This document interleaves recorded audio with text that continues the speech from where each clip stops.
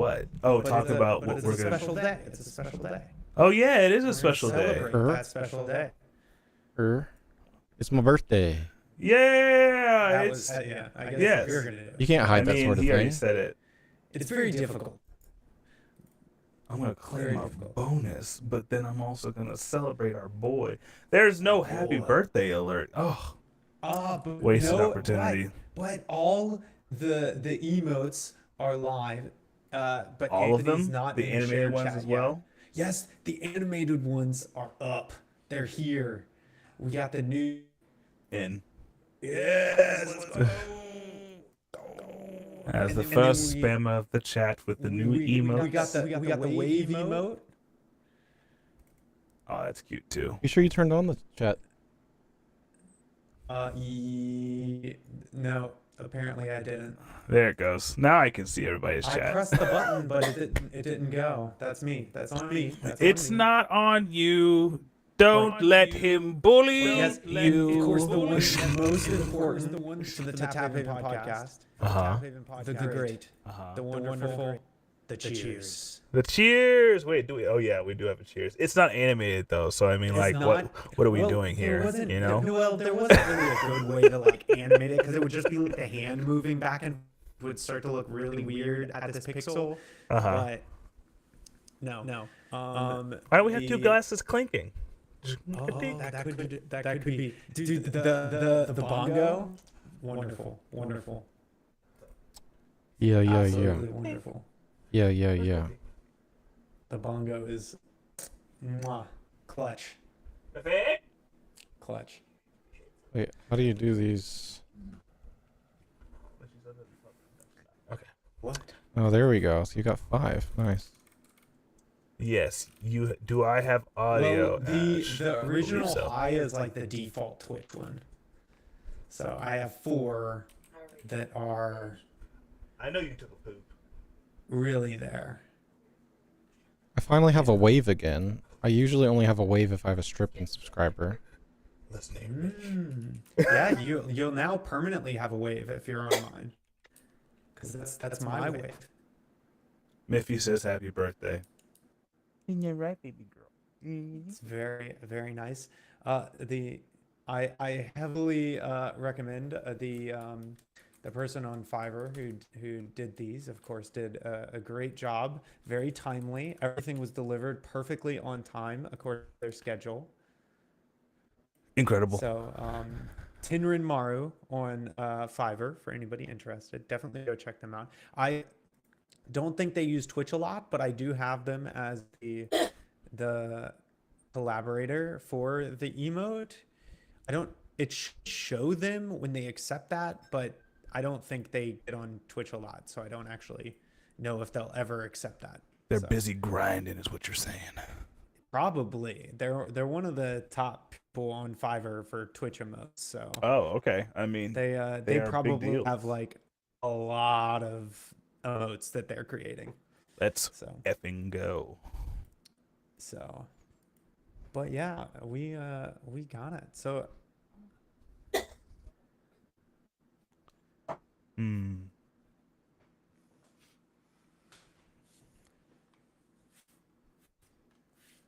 why'd I make you so salty? Yeah. I created it.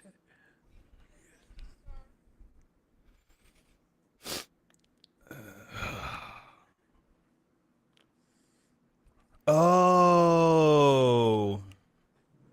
Uh-huh. And then it gets better.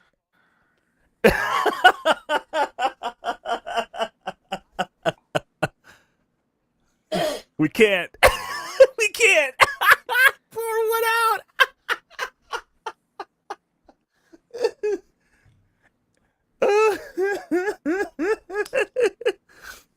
Eric just doesn't want to play with us.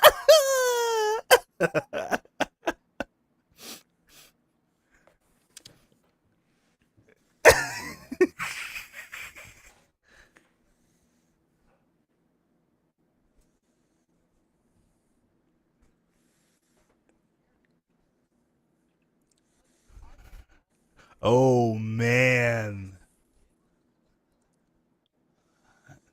I mean, you had to guilt him into it. You had to guilt him into it. Like, No, let's be real. That's how no. this circle of friends works. I was That's going how to this do works. it. I just wasn't going to do it right then.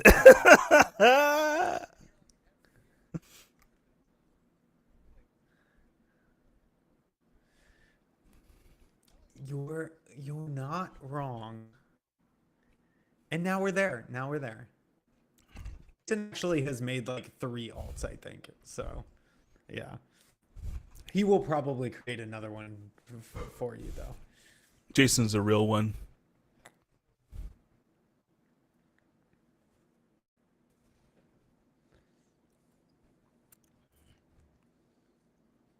From the Edge Runner stuff? Who Is it does heavy? them? Who does Thick? it? Is that thickum?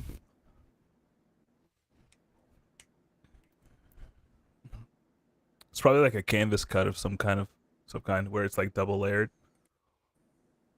Mm-hmm. Oh, Yeah. I know. Oh God. I know.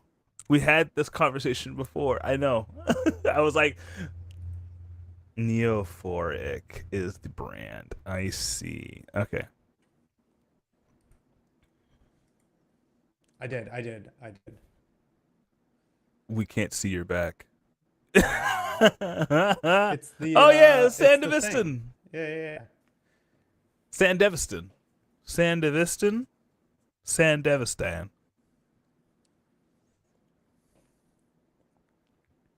I saw it though. Yeah. Oh, okay. And I can. Yeah. Oh, that's It's got the super yellow and purple. dope. It's got the yellow. Pretty good. Oh, that's cool. Oh, that Pretty is good. actually okay. Neophoric. Pretty dope. Okay. Well, I would, but Neophoric. my Oto Labo order is coming in, so I have to hold Nat. off. What? Okay. Did you? Yes. Yeah. Ota Labo. Yes. Nat, did you get a Zoro? Yes, I did get a Zoro. What size? Extra 2XL. Dude, the medium sold out in less than 20 seconds. Oh God. Well, it pays to Nat, be. Nat, I was taking a picture of my credit card as it told me your cart has been changed. That sucks. Get the large. Nat, You're not a medium, dude. what are you talking about? You're large. You're a comfortable large. You're a comfortable large. This is a medium. No, I'm saying by the like way, I'm feeling. these I feel like sweatshirts do yeah. baggy fit. So Yeah, the medium they are is big. actually more of an extra large. Yeah. This is their slim fit medium. Their baggy fit medium is Massive. even bigger than this. Yeah. So, I get 2XL because their sizing always seems to account for like people who are built like Eric though. So I'm just like, just give me the biggest one you got. So I refreshed the page and went to add another Zoro. Do you know what options I had? 2XL? 2XL and extra small. Wow. They're all gone? No shit. They were all gone within like 30, 40 seconds, man. Wow. I mean, it's the Zoro hoodie. It's the best one because it's Roronoa Zoro. Well, so it's actually less that it's popular and shut up. more that they. I mean, the Odolabo is very popular. Oh, you're They've- right. They've I hit see it, what you mean. I see but what you it's less. It's more so that this was them putting out extras that they had in storage. So their most popular one is the Zoro hoodie. mean. Yep. They sold most of their Zoro hoodies the first time around. And so they did not order a bunch of extra stock because that was before they had the problem with FedEx where a bunch of their stuff flooded. Yeah, So and they then it got didn't rotted and showed up They didn't all buy fucked. extra Yeah. stock for that one. So they only had like 3, 4 of each size in the Zoro hoodie. So like that's the problem with the Zoro hoodie. For the other hoodies, they have like 50 to 150 extra stock easy of each size, right? Because they ordered extras of all of them because that was after the flood. And they ordered extras for everything they got after the flood, which is why they're doing the double drops now because they had so much stock loss that they were like, we have to buy double of what our capacity To is make up. to make sure that if a flood happens, we can deliver everything we have because we had that problem. So we're making sure that doesn't happen again. But the Zoro hoodie happened before that. So now when they released the store this previous time, they were like, we have a few Zoro hoodies that you might be able to get. So I got an extra small. I probably won't be able to wear it. Bro, no. Well, the thing is he can wear it if I can't fit into it. Eric, So- just no. Eric, just take it into a Yeah, go ahead, Anthony. Go ahead. What do you mean?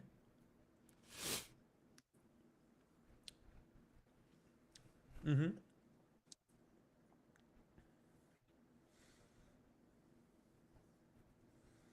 Oh, They're so these are the comfy. highest quality sweatshirts I've ever owned. They're Easy. super comfy. And they're the only ones that have embossing and stitching that is as nice as this one. Like this one doesn't do a good job because the stitching is the same color, so you can't see it very well.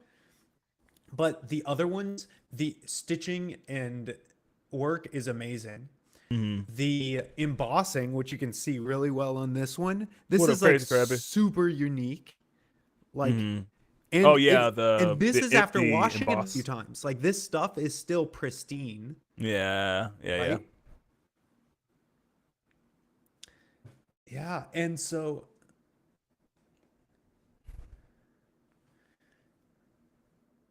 yeah. Yeah. Oh yeah. Oh my gosh. We are About going to time. talk about Severance today.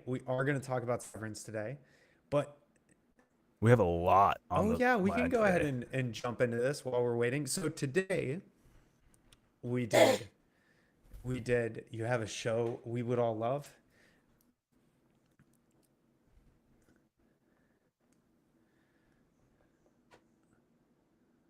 Oh, I was like, this was the farming show you told us about like 2 episodes ago, I think, right? Clarkson Farm is what something everybody wants to watch, or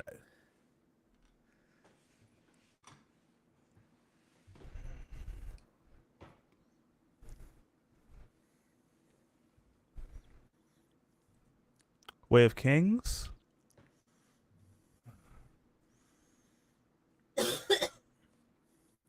Oh, Shinovar? That's Shinovar. yeah. I know what you're talking about. I can't remember the name.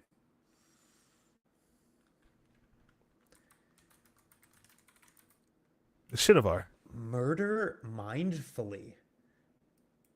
Murder Mindfully is a German show, so it would be very weird for you. But if you're interested in international shows, but it's good. What's the premise? Go ahead and type the premise as we're getting into this When whiskey. mafia lawyer Bjorn attends a mindfulness class to find a better work-life balance, he discovers surprising new coping strategies, including murder. That That sounds pretty good. actually sounds really good. Yeah. I'm in. I love. What are some of the shows that I watch? Like Dark, such an amazing show. Dark Such an is really amazing good. show. Yeah. I love Dark. I loved 1899, which was by the same guys who did Dark, and then we watched a good bit of Ragnarok too.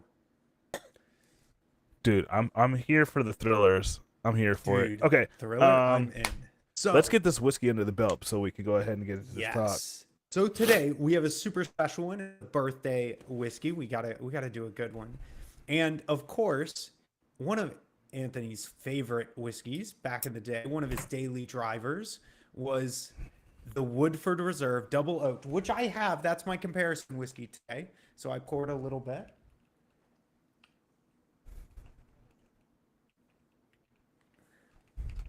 Just the regular Woodford. Okay.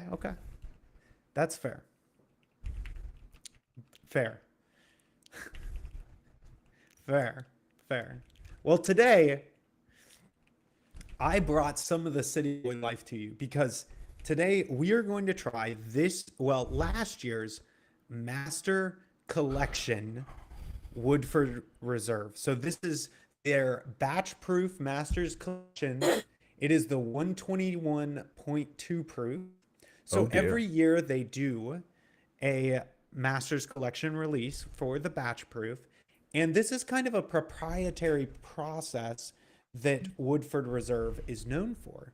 So what they do is they do a specialty blend where they blend a bunch of different whiskeys and then they create a batch out of them, but they keep them at the barrel proof. So they do not add any water and deproof these. So this one is, Woodford Reserve is notorious for this. If I remember correctly, this is some from their base distillate combined with some of the liquid from Old Forester's line. So, and we both like some of those. Oh yeah, we're gonna have to try some Norwegian whiskeys. I'd be 100% in for that.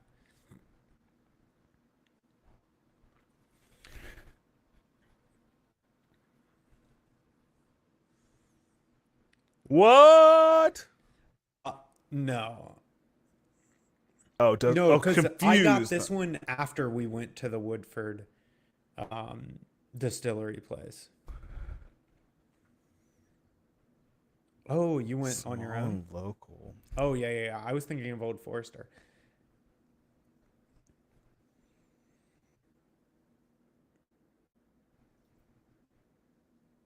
Yeah, she probably didn't know. So you're not going to find this at the distillery itself, probably. Oh man, Krabby, that'd be shipping insane. Norwegian whiskey, That'd be dude, insane. that'd be crazy. I'd be 100% in. Whatever we have to do.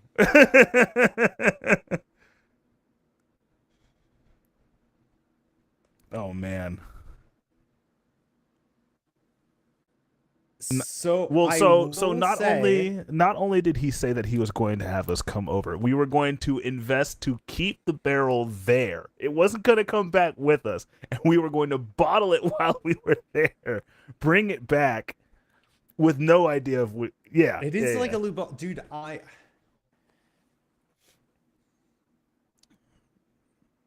And bring the bottles back 5 at a time. Like they can't stop me, you know. Yes, but I Krabby, mean, totally nobody's- understand.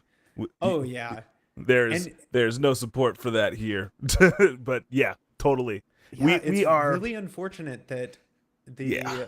like the whole situation. Definitely not going to get too political. we're not Yeah, gonna fall yeah. down the You know hole what? too We just far. gotta We're gonna enjoy talk the about whiskey that we get. 100%, 100%. But Okay. uh, Okay.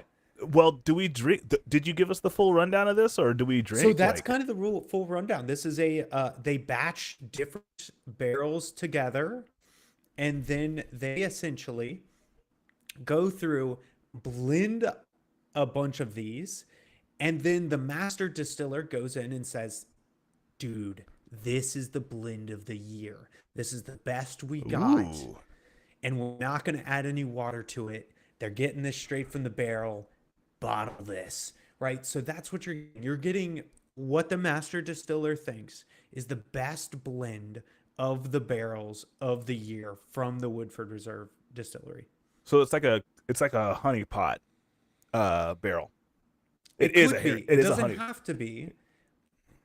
Yeah. It smells Yes. really good. Cheers. Cheers. Oh, wait. We got the new emote. This is what it Oh, was yeah. made for. Where's the emote? Put it in the chat. 3 cheers for 3 cheers. Cheers. Cheers.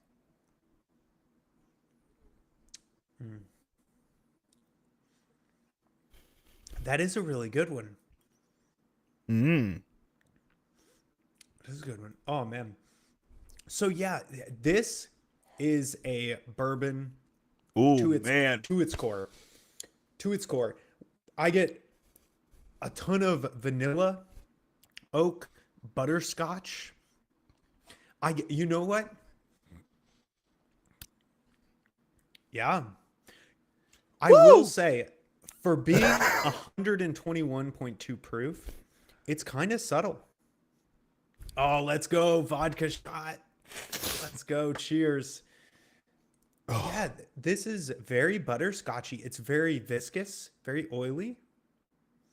Holy moly.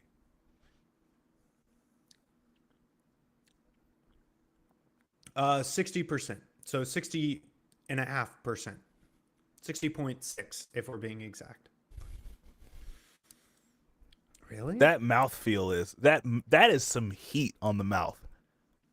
Really? I don't get a lot of heat. I get a lot of Eric, sweetness. I saw you shoot this before we started the podcast. No. That was this. No. That was this. This was the one that I took before the podcast. Totally okay. different. This is only It looks similar. 45%. Same distillery, you know. But you warmed yourself up with some. Okay, look. Okay. You may say that this is like very smooth in terms of like the flavor. I will say that mouthfeel after once it's in your mouth and you're tasting it. Wow. Pause. Just way too much innuendo at one time. that. I'm so sorry.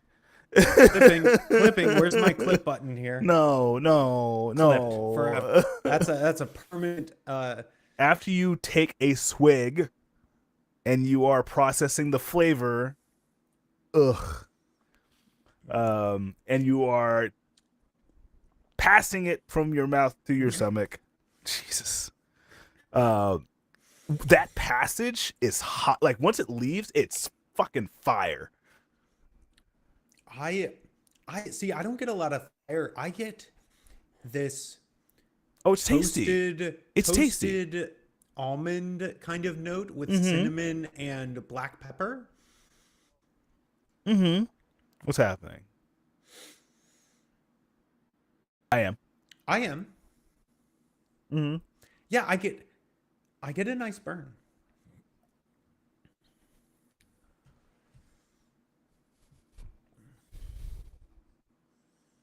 Oh my gosh. Do you like chew your tongue while playing? Wow. So funnily enough, I do something similar, but I chew the side of my tongue when I'm like focusing sometimes. Yeah, we need my everybody. shoulders climb and my head comes forward, and I tap the top of my the roof of my mouth. Like it'll tap. I feel like everybody has a thing. Did y'all ever see? There's this two great two great tennis players. I think they were very popular in the 70s and 80s.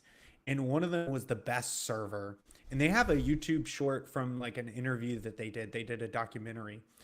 And one of them was always upset with the other one. He was like, I could never tell how he did it. I would consider the best server of my time, but I hated playing him because I felt like he could just read my mind and he always knew where it was. And the guy in the interview, like 20 years later, was like, yeah, when we played against each other so much, I started to notice that he would place his tongue in different spots while he was serving, and that would determine where he would serve. And so he would, like, if his tongue was on the left side of his mouth, he would serve like hard line. And if it was on the opposite, like straight, then he would serve like a bleeder right down the middle. It was a tell. And so he was like, I could always tell what he was served, and I never told anybody. And so this guy would go undefeated off of his serve sometimes. He had such a fast serve. I think he's like the world record in the 70s. And this one guy could return his serves like they were nothing. And he was like, this is bullshit. This is bullshit. Is it Federer and what's his name? This was way before Federer. Way before Federer. We're talking like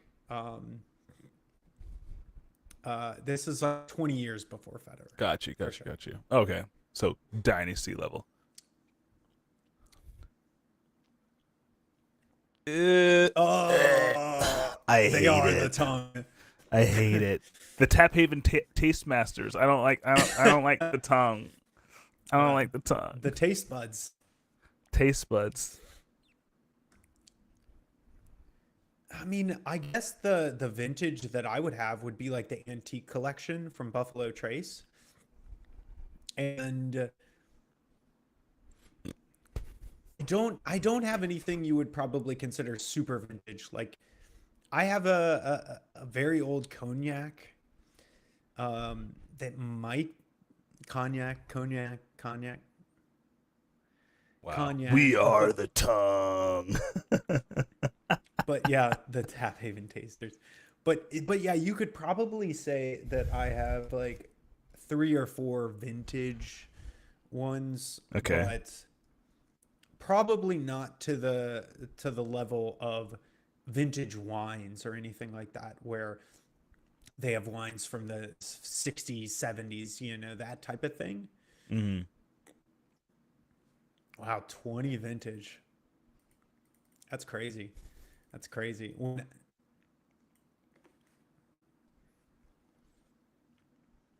yeah. Well, yeah. 40s, that's crazy. That's crazy.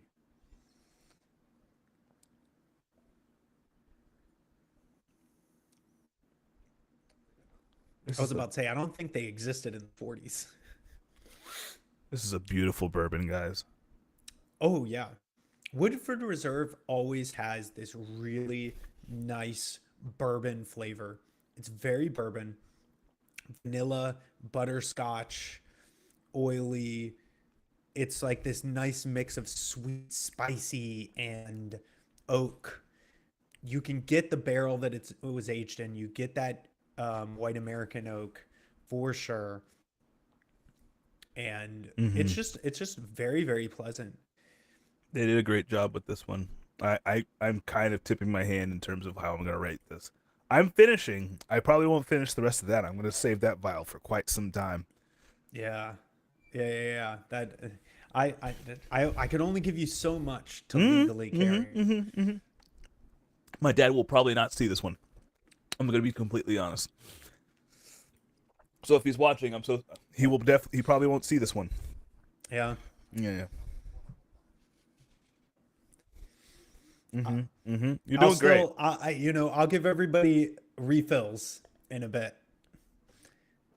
Yeah, unfortunately, the Willet probably doesn't hold a candle to this one. No, the Willet is actually an embarrassment compared to this. But I'll save my heresy for some people, I guess. Entirely fair. So I guess while we can mix it up a little, while we cherish this whiskey for a second and think on this, we can talk about the absolute mindfuck that is Severance. So,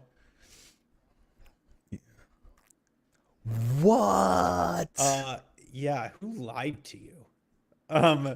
We literally season 1 at 2 a.m. last night and said, we're not going to skip this. Wow. Wait, she's not at home. She's not at home. Somebody lied to you. We immediately started.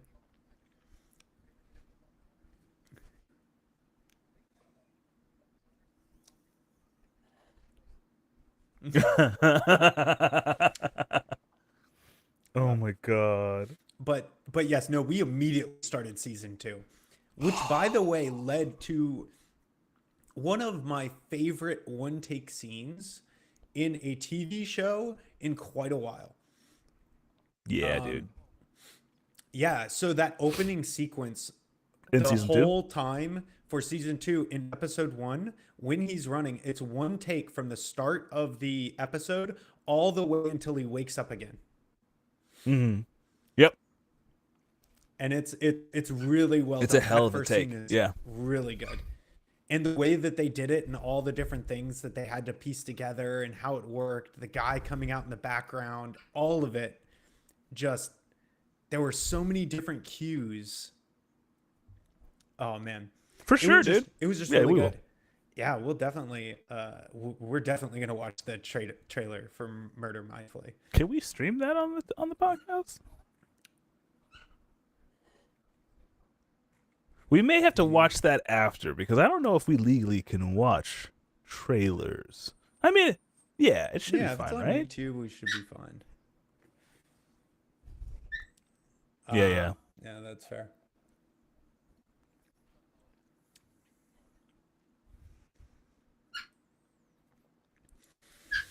There.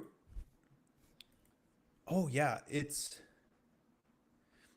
very difficult to do.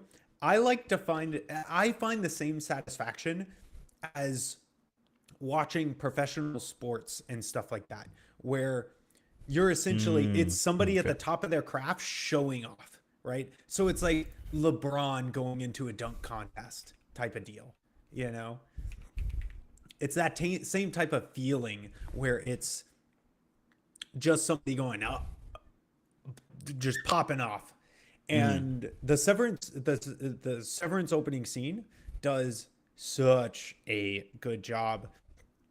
For season 2, I have so many different theories. Season Yeah. 1 was really, really good. Yep. Yeah, it's been a lot of fun so far. It's Oh, man. very, very weird, very interesting. I have so many theories. However, interesting. Well, I will say, you know what I did call in episode 1? The switches and severing outside of the building, like it not being locked to a location. I obviously I didn't call the name of it, but I 100% knew going in. I was like looking at B. I was like, they're gonna start doing this shit to people outside of that room.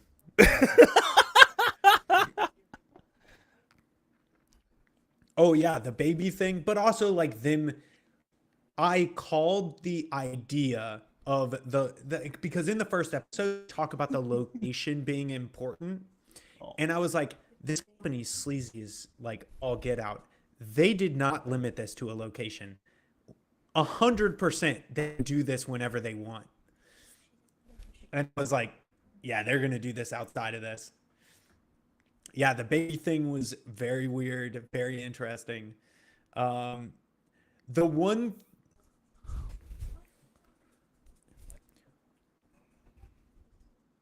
instantly. Oh, Helly? Oh, no, not Helly. Although, yeah, the baby Oh, yeah, mama yeah, that yeah, like yeah. severed her birth to like not remember To some other, yeah. Oh no, I called that the first scene. I was like, this girl's weird. Why did they show this girl? Unless it's important. Yeah. And then I was like, why would it be important? Unless she has something to do with this whole nonsense. And then I literally looked at B. I was like, you know?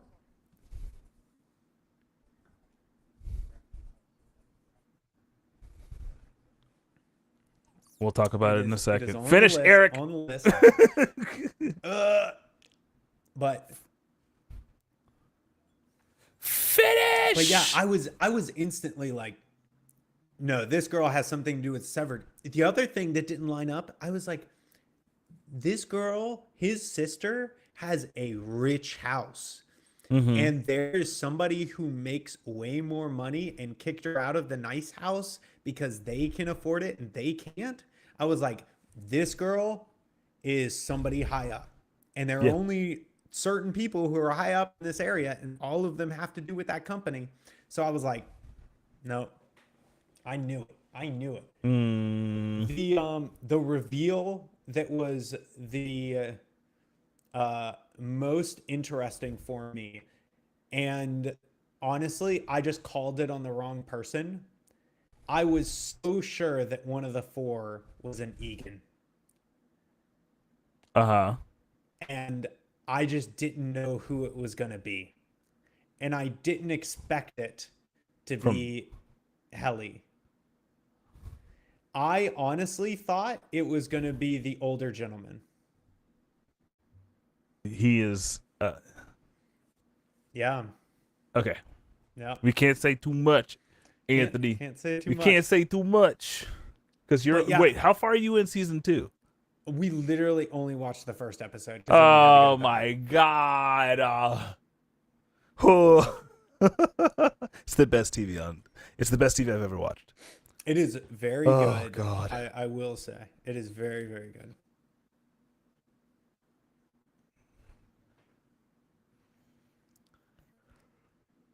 Oh, Reacher is good. I heard. It is good and bad.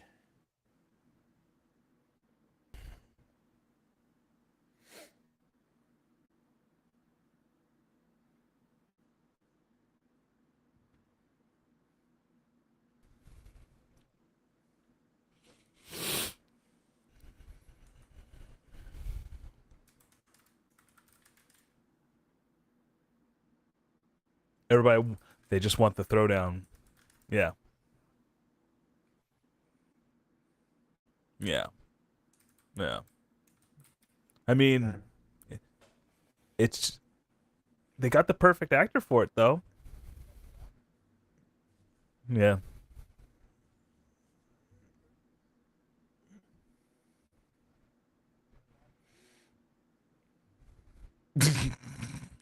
I wanted to I saw a description of Reacher that I absolutely loved. It was actually from the Geekenders podcast. They talked about Reacher in one of their previous episodes.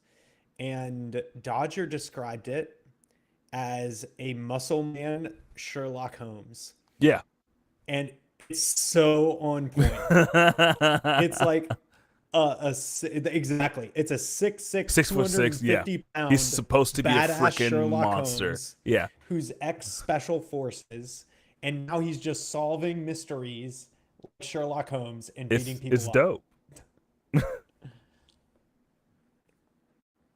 Yes. Yeah.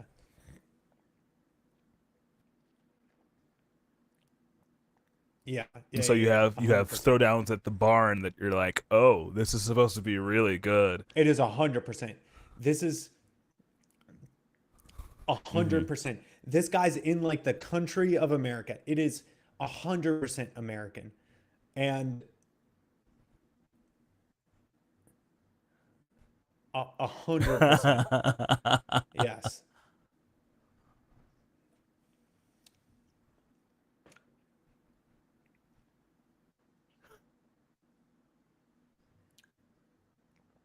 Yeah.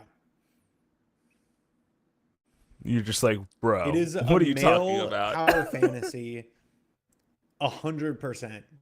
And that's one of my problems with it. My biggest problem with it was actually the main actor is the perfect version of Reacher. Yeah. A For sure. few of the main cast are phenomenal actors. The minute you move away from them, shit goes downhill real quick. Look, man, you can only cast so many perfect Like, people before stuff starts to fall Hey, out. You're not like, HBO. It falls off real quick. It's like, oh, you're standing at the edge of the cliff the minute there are two characters that aren't the main one in that scene. The minute I saw two random people walk in, I was like, oh no. We're about to get some dialogue, guys. Like, this shit's gonna be rough. Hold on to your butts. They're about to Yeah. hit us with the dial. Yeah, I was like, oh my goodness. It's some of those scenes that don't involve like the two main actors or the three main actors that you deal with and like some of the main Are bad good. guys are really good. Yeah. But And man, do you guys know about the actor Yeah. though? what was that? You guys know about like his like background, like what he like his reputation, like what he does with his money and everything? Oh, I know a little bit.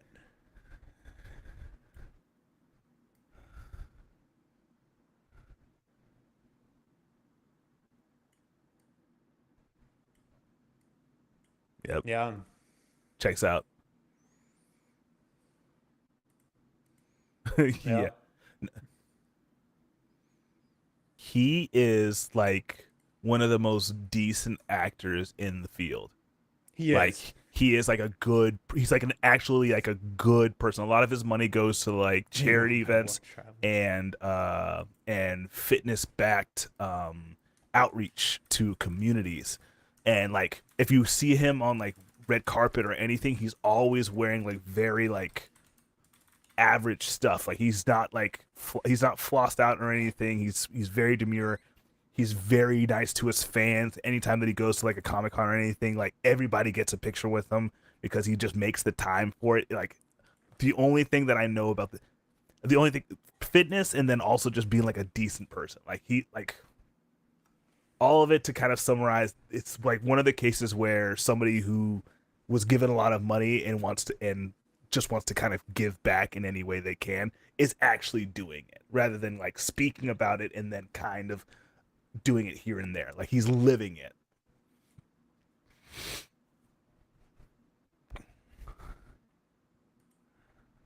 Yep. Plays very violent people, and then like off set he's just like real soft. I mean, this he's is very like demure, Joffrey very from mindful. Game of Thrones, right? He Yeah. apparently was like, no. I'm talking about the actor who played Joffrey, the most hated character ever, right? And apparently he was like the nicest person on set. He would get people gifts. Like he was just a super awesome kid, very nice, very respectful. Like Dude, he knew what he was doing. He knew what he had to do. You can't be a dick on set and off. Not everybody is a what's his name from American Psycho? Man. What's his name? Oh my gosh. He plays Batman, guys. Yeah. Oh, come on. Oh my gosh, come on. We'll think of it. Not Christian Bale? Christian Bale. Christian Bale. Thank you. Christian Bale. Oh my God. Krabby Yes. got us before. I know. Wow. I know. Lol. Wow. I lost it. I was like, Chris. Not everybody can be Christian Bale. Not everybody can Cristiano? show up on set, curse everybody out, and then also be a dick on set. Yeah, it's rough. Okay, hold on. Let's rate this whiskey before I forget. Let's rate it before I forget this whiskey. Okay. Yes, I did. So before we move on to solo leveling, Nat.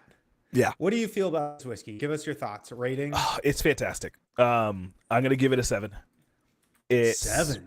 Yeah, it's really good. It's really good. If 7? I could go ahead and get this every day, I would. I have a feeling it's gonna hurt myself, but that's fine. Yes, very moist. I am very moist. What would you pay for it? I would probably pay. Oh God, I'd pay 150 to 200 for this. 150. I'd pay 150 for this. I'd pay 150 for this. Yeah. This probably is up there with the Thomas H. Handy of being like one of the top, yeah, I'd chase this. Although not rated as highly as the Thomas. I would chase this for sure. Okay. Give us a moist reader rating. On a scale of damp to moist, I think I'm like a little turgid. Turgid. Beautiful vocabulary. Let's see. But overall, I would say that the flavor palette is just fantastic, and it's a bourbon's bourbon. The only thing that I can say is that it's not the Thomas H. Handy, but still fantastic. You can't attain perfection, but you're damn close. So I appreciate it. It's really good. 7 out of 10, $150. Yeah, set. Okay. Anthony, how do you feel about this whiskey?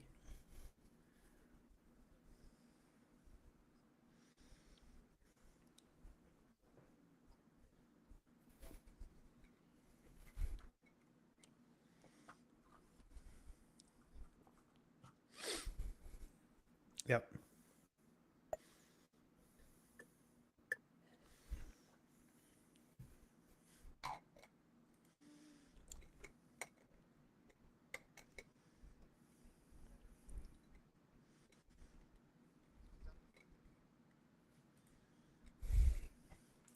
Damn right it is. 7 out of 10. You'd pay 70 for it. Daily drinker, I'm guessing. Yeah. If you could get it for 70. And Fair. look, man,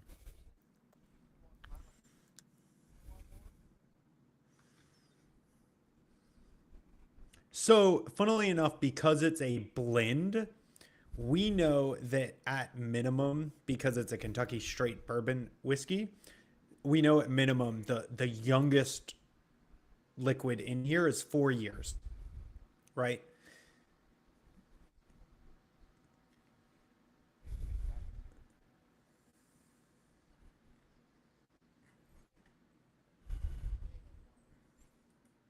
Yeah. I have a feeling And this thing's we, gonna cost us that. because this is a blend, and it like the oldest thing in here could be 15, 20 years. We don't Yeah, know. we don't know. We have no idea. You would have to go do the distillery tour. You would have to talk to the master distiller and figure out like what's going on. Yeah, 4 years is young. 4 years is a young bourbon. Now, to be fair, because of what they're putting in this, and because this is the master distiller pick for the year, I highly doubt anything as young as 4 years is in here. But this is a chemistry creation by the master distiller, trying to create what they consider the best bottle in the year. So it's very likely that they're putting a drop of 7 year, some 12 years. They The have a lot going catechemist on. set going on. Yeah, Exactly. you nailed it. Yeah. Yes. This is a And so- concoction. Yeah. And so I have to agree. This is a bourbon. I do think it has a little bit more butterscotch than most bourbons do, which I really enjoy. I feel like it has this buttery, velvety experience that a lot of bourbons don't get. I also love that it's got a lot of depth of that character going on at such a high proof, and it isn't drowned out by acetone. Fair. The vanilla, pepper, and all of that really is pretty nice. Man, I would love a 25 years. So funnily enough, my favorite whiskey is a 27 year. So I'm in for the 25 year. Please the give me that Redbreast 25.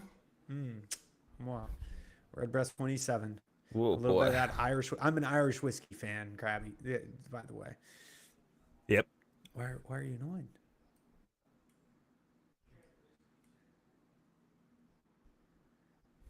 Yeah. No, he started us with the No. Thomas H. Handy I started y'all with the Thomas H. Handy. and knocked our freaking socks off. Yeah, the Thomas H. Handy is amazing. Yeah, yeah. And then I ended the trilogy with the 27 year. Yeah. And then I just happened to throw in the rare find of those as the last one, which just wasn't as good as the 27 year or the Thomas H. Handy or the Midwinter. Like those are all phenomenal, and like, what can you do? We were just inundated by quality, Anthony. It's okay. Exactly. It's hard. It's really hard to just like gauge at that Yeah. point. You're just I am Fair. also excited for I don't know if we're gonna plan it, but I hope we do. But the New Year's episode for this year, because I know what whiskeys are gonna be on that list, and I'm super excited for it if we do it. So look forward to the New Year's episode if we do it. sure. But- So I would have to give this a solid. For sure. Oh yeah, Go yeah, ahead. yeah. You're gonna give it a what, Anthony? We're definitely gonna watch it. I'm putting this solidly a 7.5.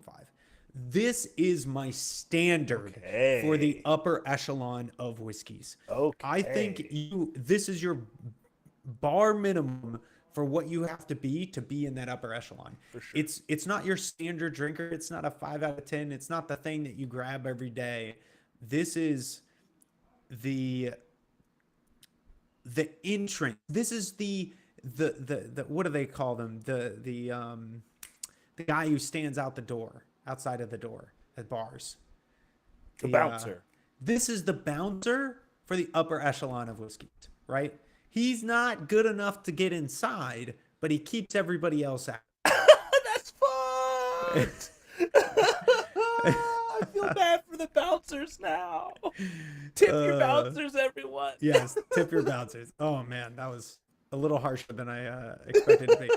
So, would I daily drink this? 100%. I would 100% daily drink this. But price wise, what would I pay? This is a really hard one. I would love to see this right around $110 to $120. Yeah. Because I don't think this beats the midwinter, which you can get at right around 125. Oh.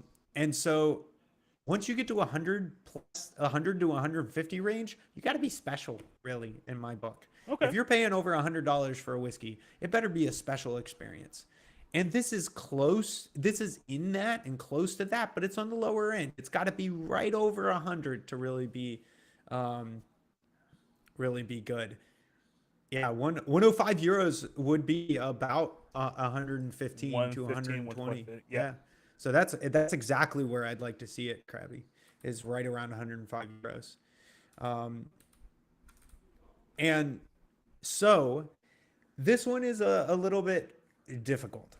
So MSRP, if I remember correctly, you're looking at about 150 for MSRP. Now, what are you actually getting this for in the stores right now? Depends. They actually produced a lot of stock of this one. And so it is more available than last year's, which was the 124 proof. Or sorry, not last year's, 2023. We haven't gotten the 2025 yet. So this year in my head was this one. So they produced more of it because of how high the demand was in 2023. They produced more for 2024. And so there's actually a lot of places that have dropped the price on this one to get it off their shelves because of how much they produce. And a lot of people aren't paying that much for whiskey right now. So it's kind of a hard sell. This isn't something that people hunt for, really. So I've seen this and heard tales of this as low as $110, which is below MSRP. So it's out there. That's what you're saying. But the places that are ripping you off are selling this for $220, $250, which is crazy, right? I think if you find this bottle on a shelf and it's sitting right around $105 to $115, this is a wonderful pickup at that price range. If you see it anything above that, I would say you'd have to be a Woodford enthusiast to really pick up a bottle. Yeah, for sure. Its fluff is calling you. Yes, it's true. It's so fluffy. It's so fluffy. Miffy is like 2 months old, 3 months old. Yeah, she's like 2 or 3 months. She's young. This is about as big as she gets. Yeah, that's full grown. How many, babe? 6 months? 6 wow, months. Never mind. This is 6 months. 6 months. Nat lost 3 months there. I lost 3 months in a haze. That's rough. That's rough. That's fun. Yeah, but no, she's 6 months and she's an absolute unit, as you can see. She's massive. She's absolutely huge. A unit of fluff. If you could see her face, but she doesn't like her having her hair back. But yeah, I will probably chase this one down. I'm not gonna lie. I think so. Luckily, this isn't. So this is called the Masters Collection Woodford Reserve, the batch proof at 121.2. And I would say this is probably the easier batch proof to find. I think if you search for it, you might still find a bottle here and there. It's going to be a little rare, but you might be able to find one. Wagyu. She only deserves Wagyu beef.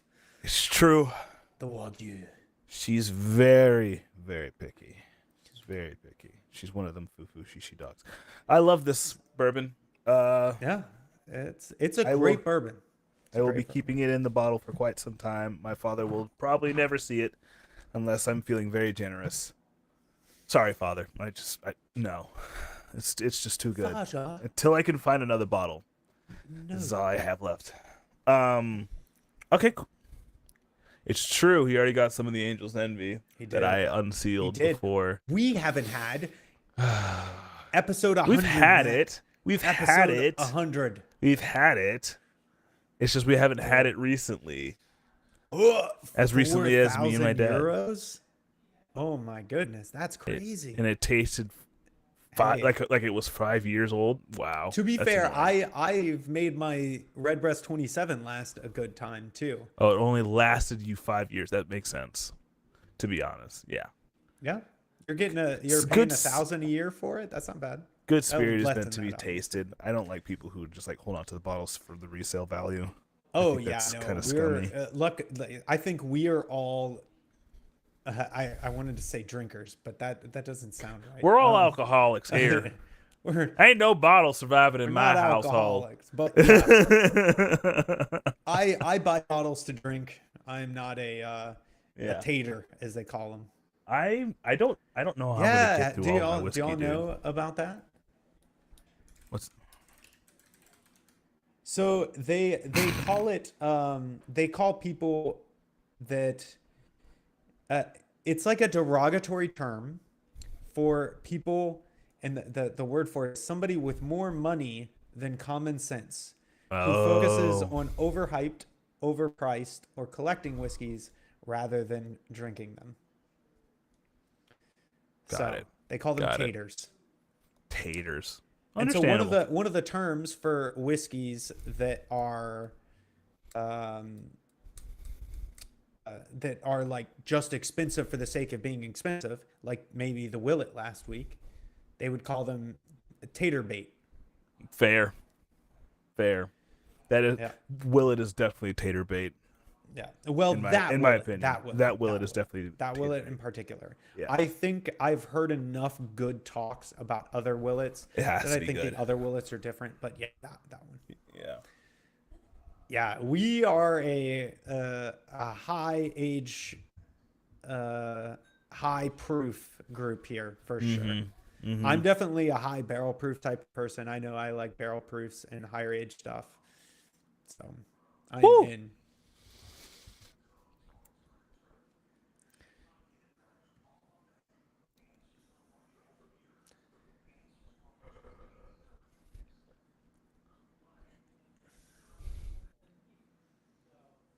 Yeah.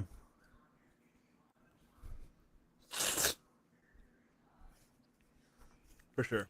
So, Krabby, you might find it interesting to watch our last episode on YouTube. We talk a little bit. One of the previous episodes, the Whiskey House, is the episode name.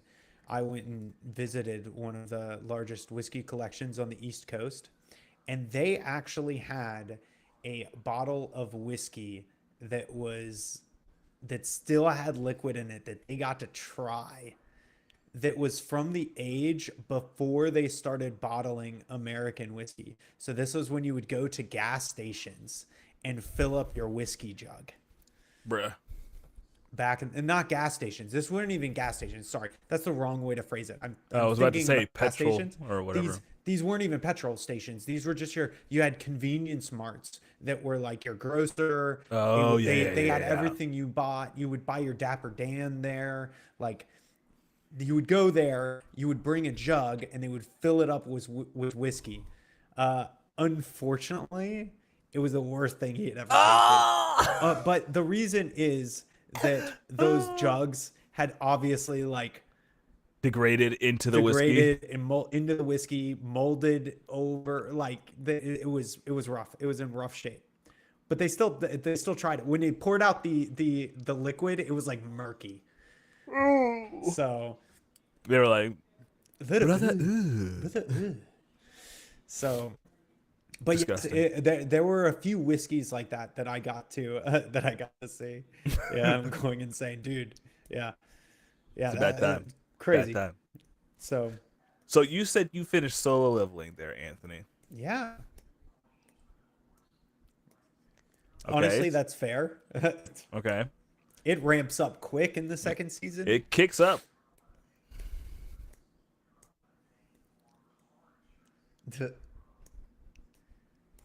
They Oh, made yeah. more money than they know what to do with. They broke every episode They broke the previous ser- episode's yeah, record. Yeah.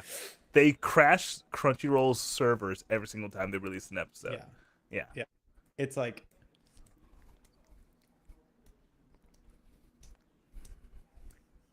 Oh yeah, it's power fantasy on a Power whole fantasy, different level. 100%. Yeah, yeah.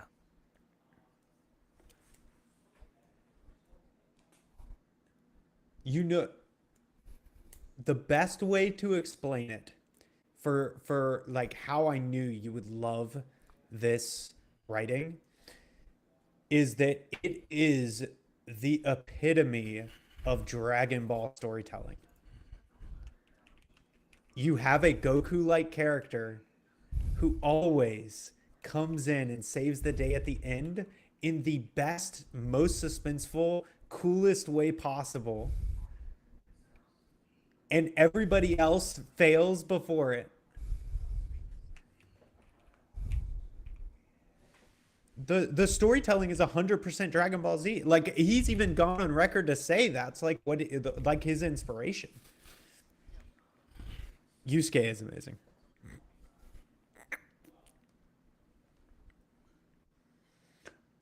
I'm not saying it is. I could see that. I could see that. Okay. Okay. I see the parallels between how influential and how influential to you in particular Dragon Ball Z as a show or an existence has been.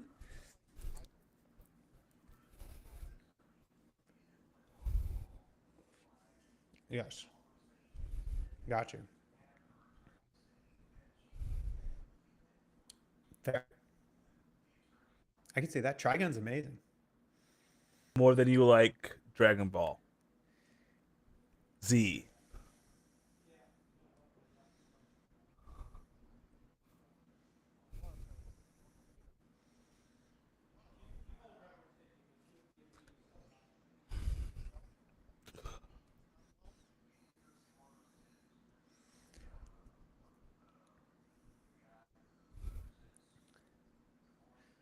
I agree. I think that I can see that. I think solo leveling is a natural evolution of what a lot of people look for in a shonen anime. I Oh, think yeah. that Trigun was like an offshoot of what could be considered a shonen anime, but there's a lot of seinen in there in terms of some of its themes and its major plot points.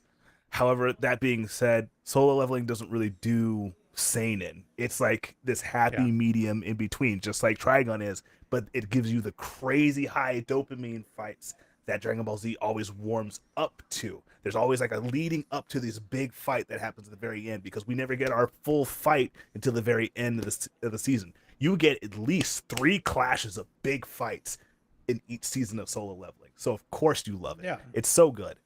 It does like I said, I think from the solo leveling's author in and of itself, because he's talked about this, he wanted to create the same type of feeling as Dragon Ball Z in the build up, in the side characters, in how they created like all of these dynamics. But at the Who, end of the Akira? day, Goku, Oh yeah. yeah. At the end of the day, this is a Goku character. Yeah. This is the guy. This is your hero, right? And he Some wanted to drip perfect Wu. that idea. He wanted to perfect that in the style of Korea. Yeah, and the Because manhwa obviously style. all of this is Korean written, right? Yeah. And he wanted to create that type of story, that feeling for Korean storytelling because it just wasn't done as much in Korea, Yeah. right? Like Korea, for people that don't know, they focus on different things, right? Like you see noblesse, you see these characters that start at the peak Regression. and their storytelling is all about regression or the idea that the story that matters isn't about the power, right? Yeah. That's It's a lot about- of their culture. Yeah. The writer for solo leveling wanted to throw that on its head and draw from the shonen style storytelling. And now all the manhwas do exactly Yeah. what solo leveling And now, does. yeah, It's a obviously, it's like yeah. a culture shift so 100%. hard. Yeah, it is literally culture shifted Korean manhwas to be more similar to mangas, which is very interesting because I also think that the market needs some noblesse and other stories like that, because We need something different, period, Eric. Yeah, Like, I don't even think it's regression. I don't think it's isekai. I Well, don't I think don't- it's I don't shonen. think Like, I've- I don't know. But I don't think I've gone on record yet, but I think my favorite anime has been Dune. has been what? It's taken 3 decades, but my favorite anime for the longest time obviously has been Trigun. It's been Uh-huh. one of my favorite mangas as well, my favorite stories.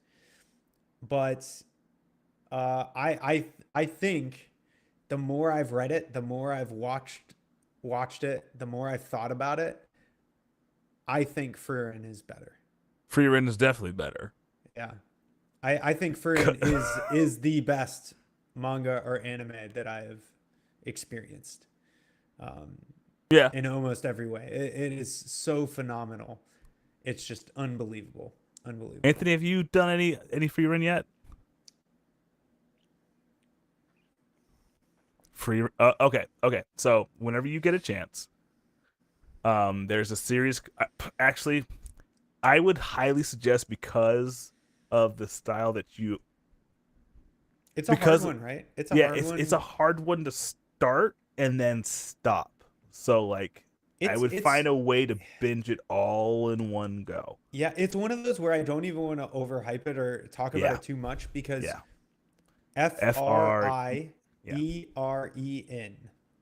Frieren. Frieren. Frieren. In terms of spelling for us Americans. Yeah. For the American audience, it's like very weird, but Frieren. So a lot of the names and stuff like that are based from romantic like Germanic languages. Yeah. But it is one where I legit, when I read the synopsis and I watched the trailer, I was like, I don't know. This feels cheap. This feels weird. It doesn't feel that interesting. But man, it is. Don't overhype. Yeah. It's just so different. It's so different. Yeah. The storytelling is different. The story that it's trying to tell is different. The way it tells it, everything is so refreshing and nice. The emphasis of the show is not where you think it is, but there is still effort placed into it. So just check it out. And then when you start looking into all the details, the connections and everything, oh my goodness, it's so crazy. So crazy. So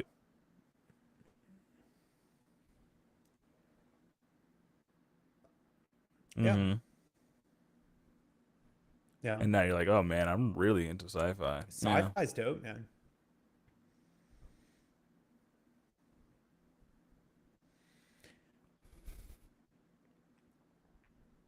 I wonder if he would like Gundam.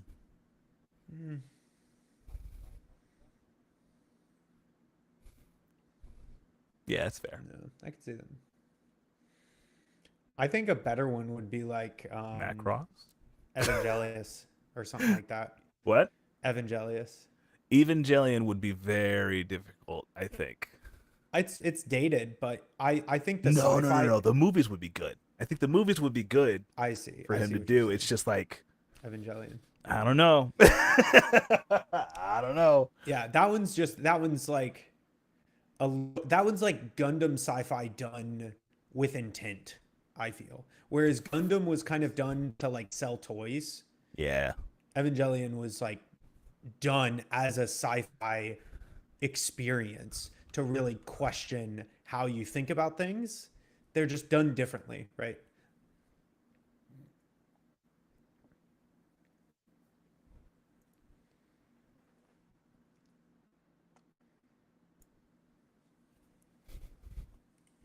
Right. Mm-hmm.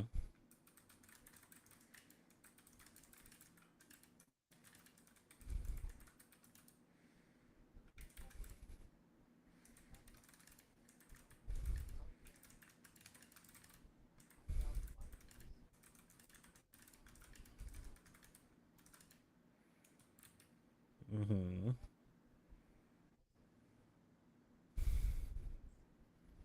See, like,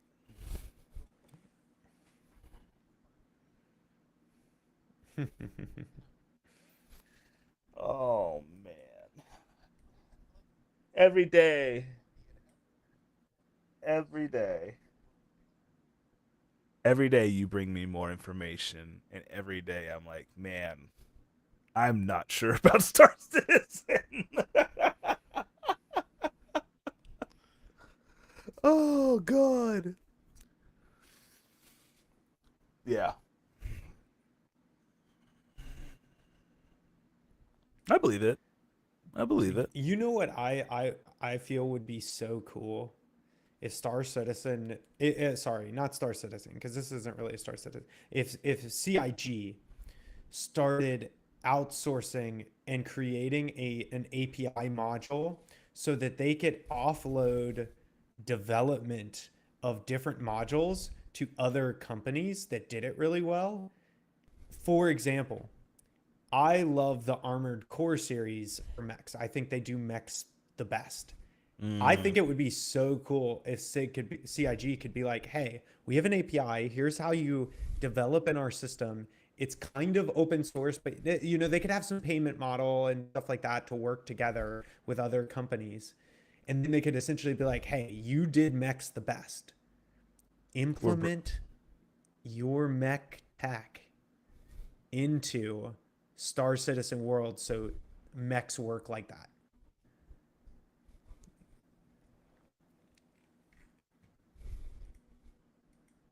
But I mean, the mechs just will never be as good as people who did an entire game about mechs. Because I mean, Armored Core just had an immense amount of money to only do mechs. Like they literally were like, we're gonna create everything for mechs, only for mechs.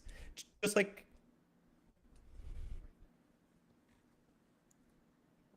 uh, May may I say may I say something? May I say something? I'm not saying you're not right, Anthony. But I also am saying that to be able to say that the team that is on Star Citizen is capable of implementing a mech system that would be at least competitive or equivalent to what the Armored Core team from Software did is a it's a bit of a stretch. It's just a stretch. It's just a stretch for me.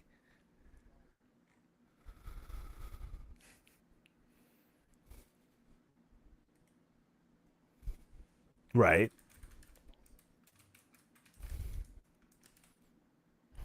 Mm-hmm.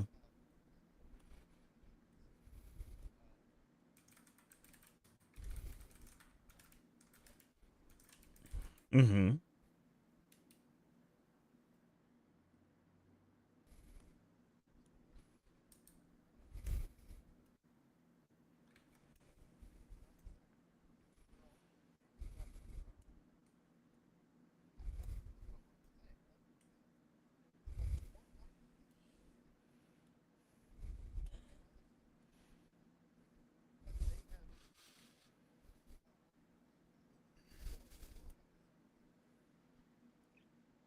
Mm-hmm.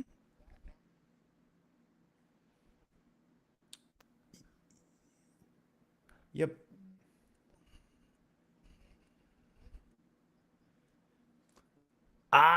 But that isn't. Ah, Whoa, but that isn't what I'm talking about, I though. don't think I'm that's not yeah. talking about it from a knowledge perspective. I'm talking about it from a resource perspective, right? CIG, if they had a way to work with other companies like from software, And this is they pie in the sky at the could point because there's no it's way to do this currently. There's yeah. no company that has done this.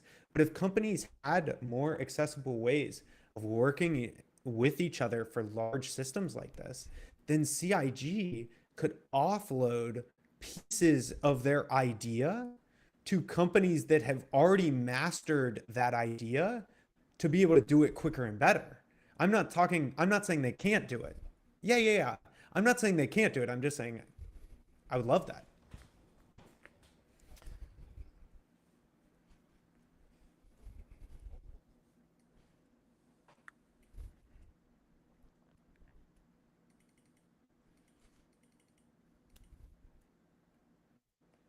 Yeah.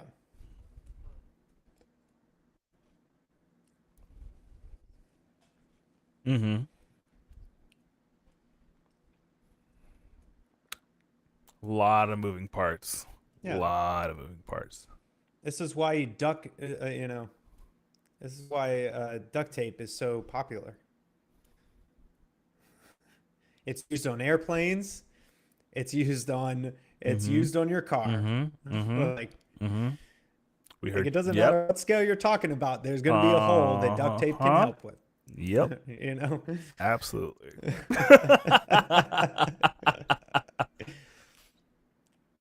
I, I mean, Whichever side both sticks. sides are effective, you know? Yeah. So the What does that mean? but yeah, no. I'm just saying I would love to see that for a lot of different reasons. But I just so that we could offload work. Like I think the pie that CIG is trying to build, right, is complex and hard and has a lot of technical pieces to it. And the economy in gaming as a whole doesn't. I know it's a special tape, Ash. Get out of here with your technical. Get out of the chat, Ash! What I tell Get you out of about here. showing What up is here this? again? What is this? Where are the pitchforks? We told you, Anthony. We told you to get your laugh out of this goddamn chat.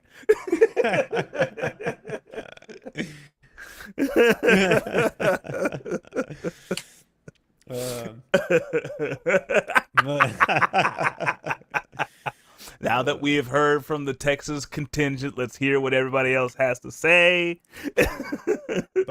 but yes, I would love for a system like you're talking about of game companies being able to work together on larger projects like Star Citizen, so that somebody like CIG doesn't have to solve all of these problems to some degree again.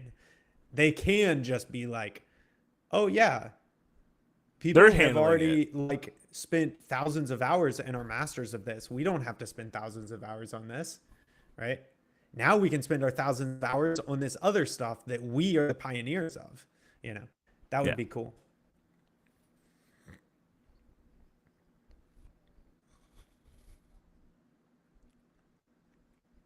To some degree.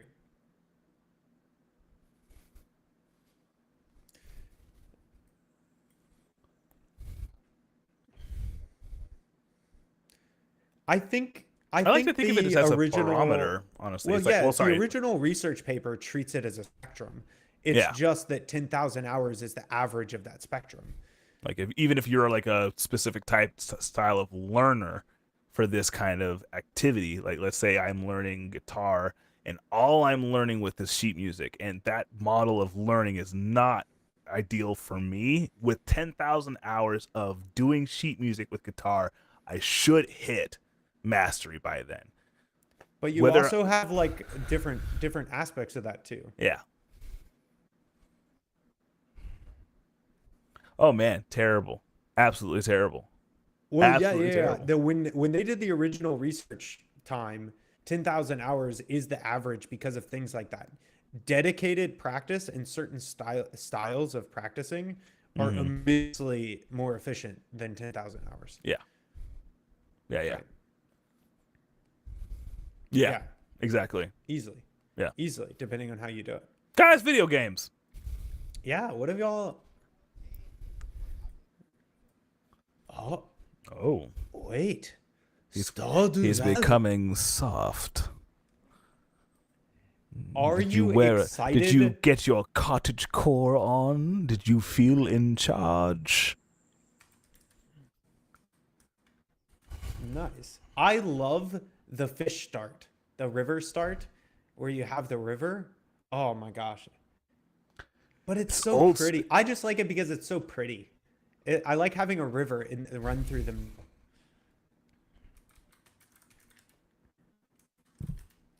So you know they're doing the he's what's his name? Curious Cat? Curious Ape. Ape. He's doing the Chocolate Factory game where you get to be Willy Wonka. I think Ooh. well, he did the official announcement trailer last year or something like that.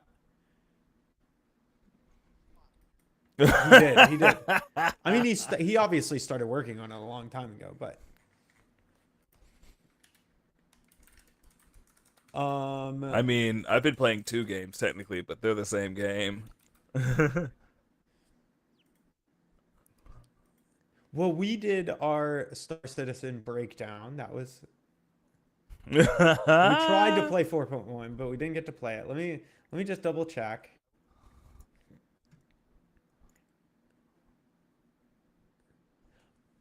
You know what I did do, because it's going to be there are a few games that I want to do for streaming coming up, that I'm looking forward to.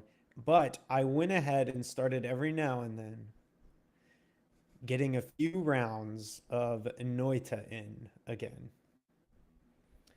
The reason being is that there is a challenge in Noita that I want to do,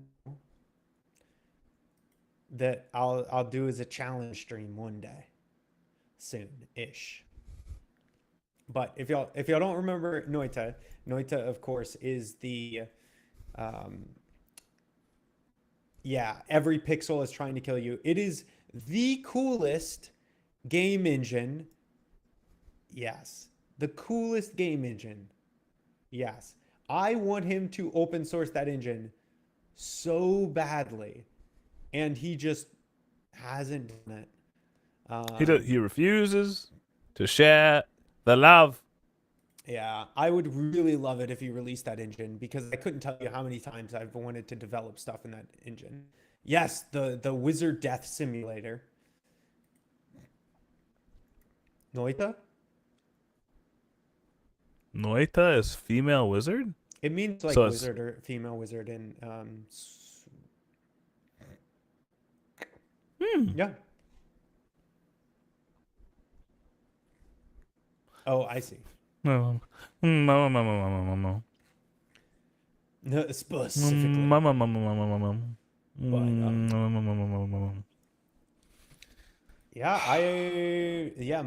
Most of the games I've been doing, I did Marvel Rivals. I think I finished all of Infernax before our last you did. last one. I am working on the video for that now. I've got I'm about 70-80% done with the script. Wow. Eric's gonna become a YouTuber. So I'll have the YouTube video soonish. I didn't get as much time as I would have liked to this weekend to work on it. We just had a bunch of stuff come up. But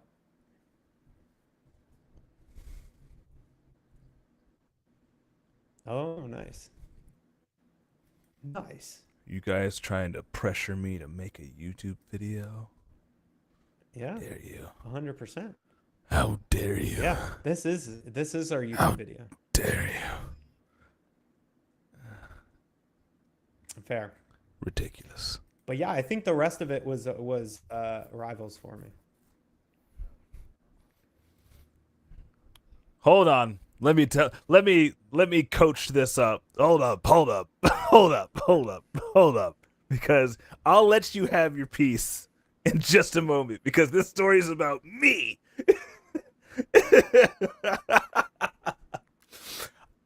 I have hated global objective games since the beginning. Since Overwatch, I'm like, this feels like ass. Big booty, butt cheeks. It's terrible.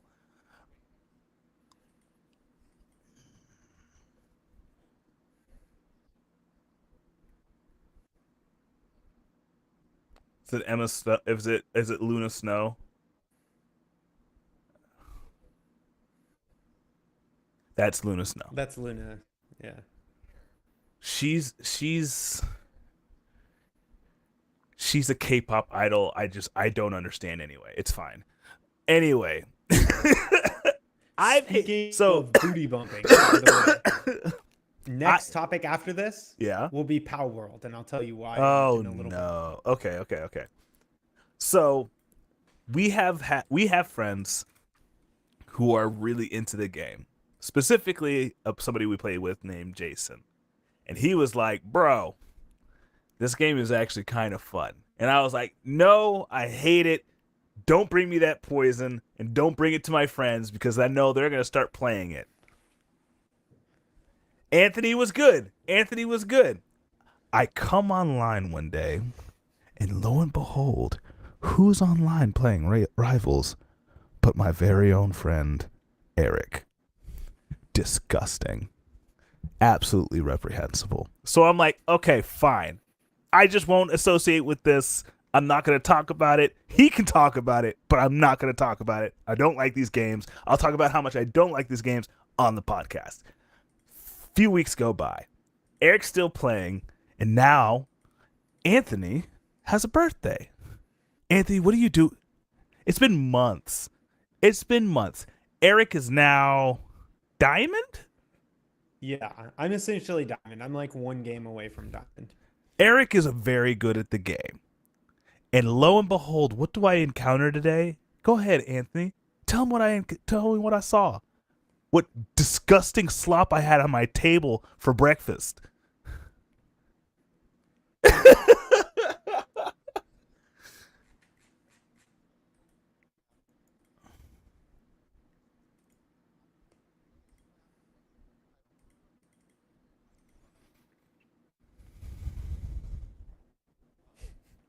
Uh-huh.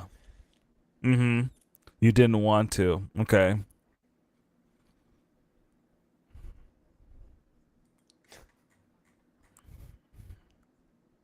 Mm-hmm. Mm-hmm.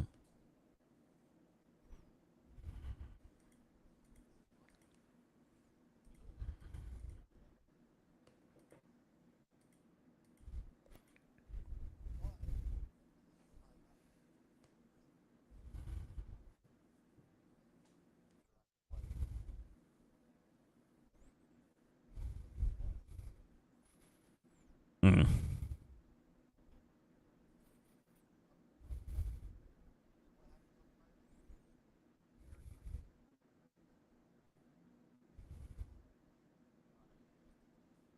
We did try. We even tried while playing Marvel Rivals. Like we were actively like we want to play Star Citizen for the new patch and could not.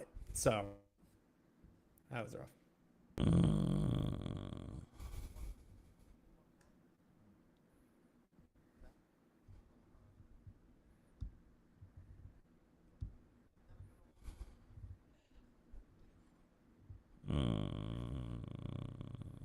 Yes.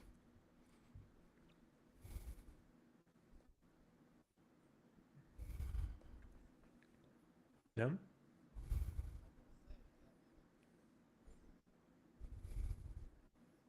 It's mysterious. It makes sense at a certain point.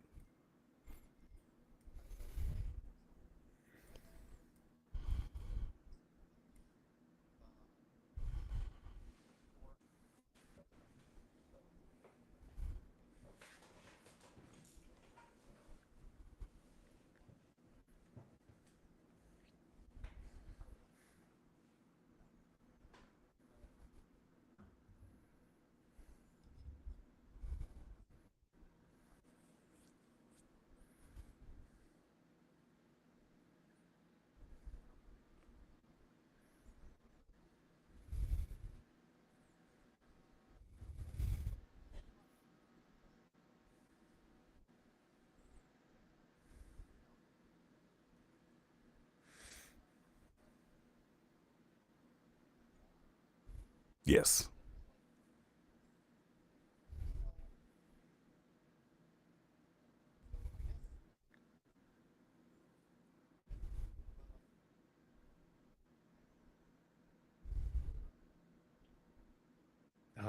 I disagree. Everybody, it's damage.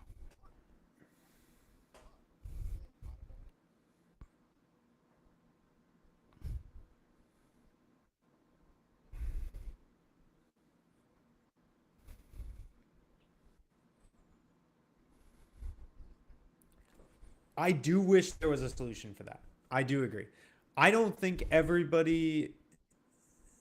Yeah, I do agree that you should like there needs to be solutions for playing the right thing because I don't. It is not my intent for anybody to be forced to play a role that they don't enjoy.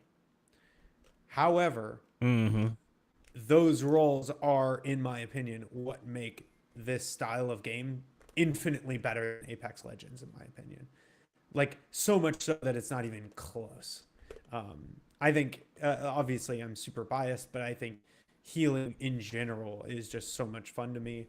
I think the management aspect of that, plus all of the other things, there's so many different play styles for like tanks and healers that are intrinsic to how they play, but they don't have feedback in how they affect the game immediately. So there's no impact, a straightforward impact is easy to connect the dots to. Like space control is really, really difficult in games like Marvel Rivals. And Marvel Rivals has really, really good map design comparatively to like Overwatch in general. Overwatch is Biggest actually, in gripe my is opinion, it's terrible. is great from a hero perspective, but terrible from a map design perspective. And the maps literally killed 1.0 for me.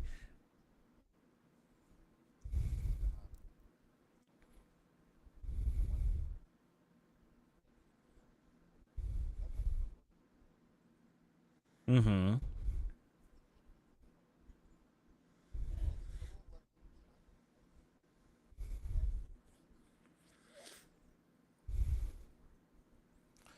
I think I I think I can see a case for what you're saying, but I can also see a case that the way that they've approached tanks in this game are a breath of fresh air for a model that has been stale for quite some time.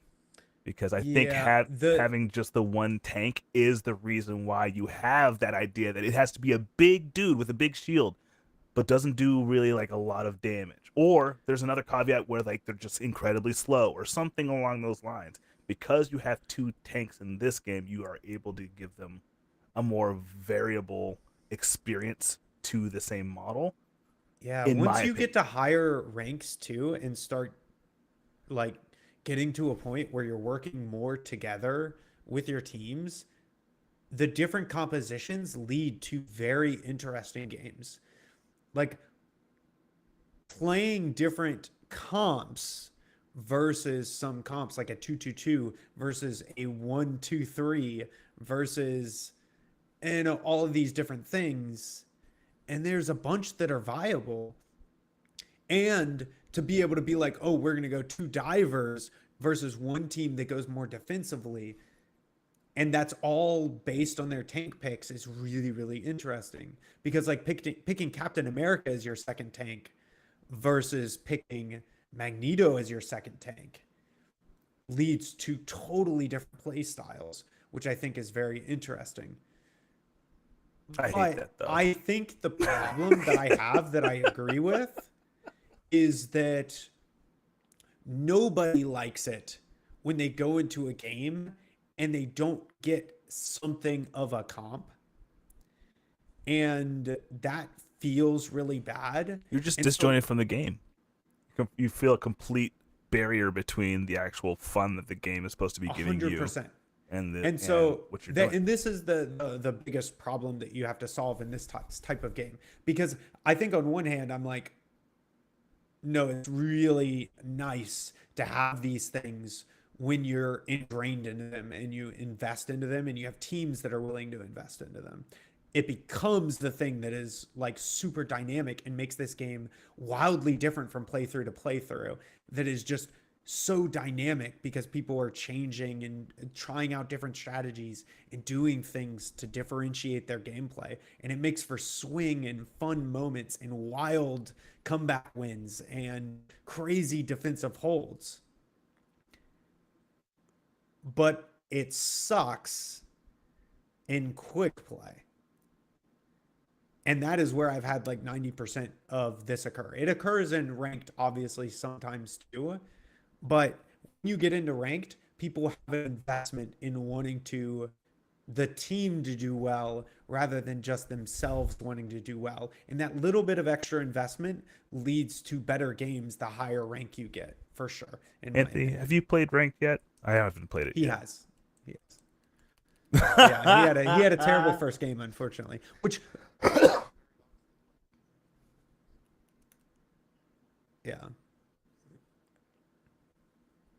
Yeah, bronze is still rough, unfortunately. And Ugh. I concede to that fully. Like bronze is really rough. And like the way that ranked is designed, because Marvel Rivals is a free game where you can just create different accounts with just an email, Yep. like bronze becomes a just trash bin of quick play. Like bronze is essentially still quick play. It really doesn't convert into something that is fun to play until you move out of bronze. And it's like instant too. Like the minute you get into silver and gold, you start to just have good games and you're going to get to whatever rank you are. And like those are the games are going to be super close and you're going to be at a 50% weight wherever you get to. And they're just going to be fun games back to back to back, with the occasional 1 out of 15 game where somebody's just an absolute trash of a human. We just have to get out of bronze, Anthony. Apparently. Yeah. We'll see. Ah!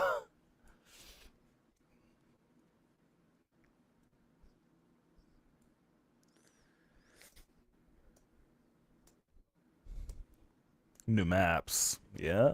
Agreed.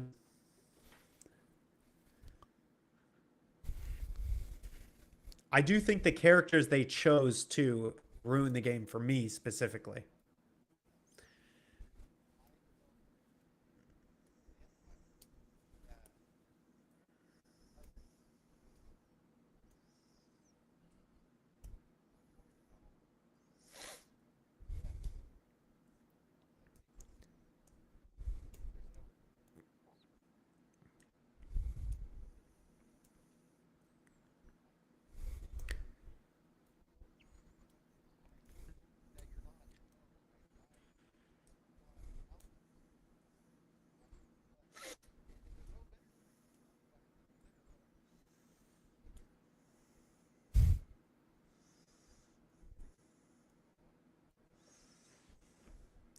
Look, I think the best game for FPS that will ever be made will be a battle royale that implements a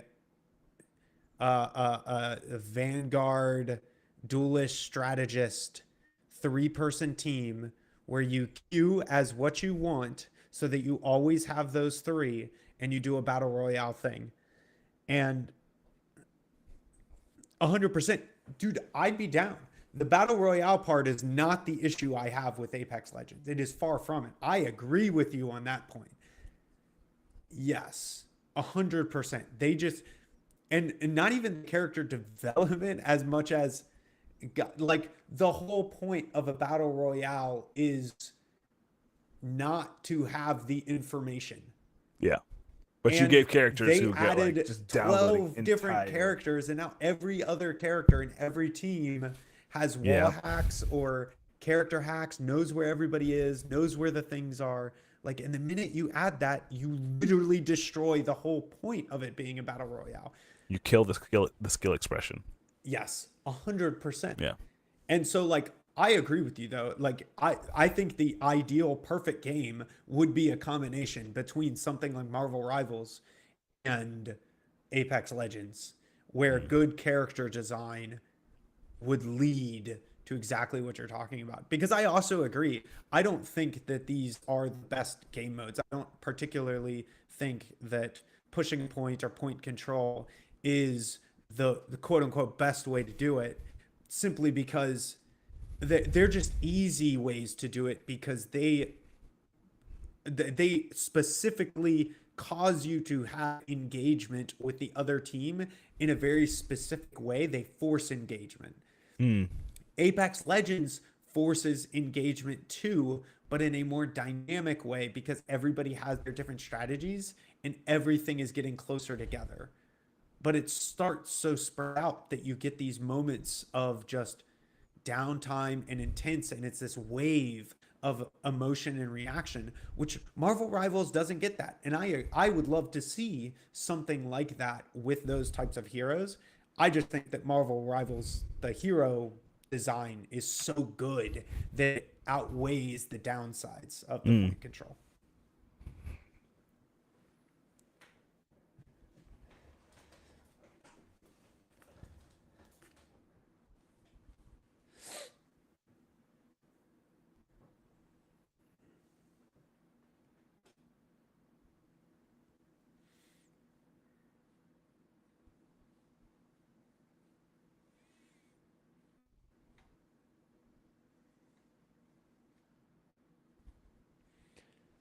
Mm-hmm.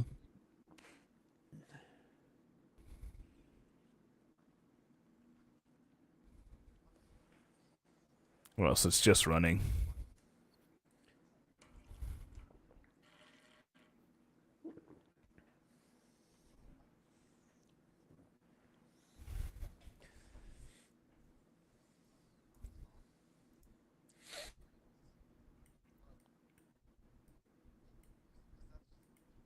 Better.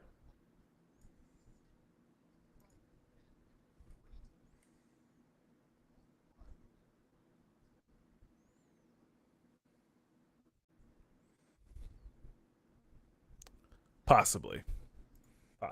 One.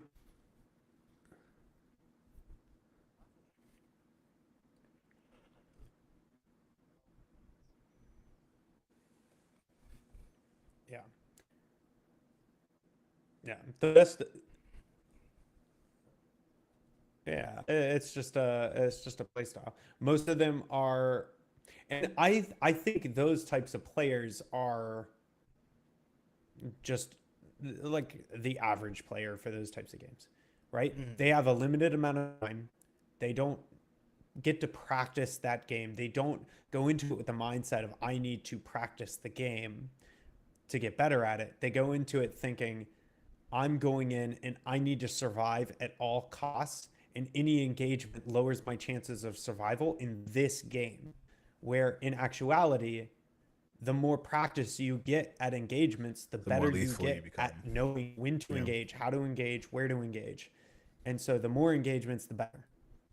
And while that may lead to a short term loss, in the long run, you will end up winning more engagements and have a much better return as you get better at the game.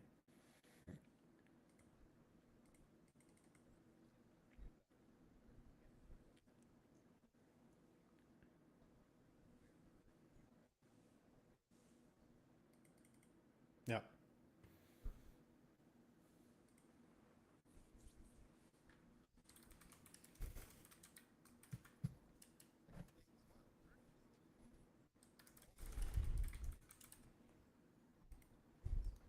Yeah.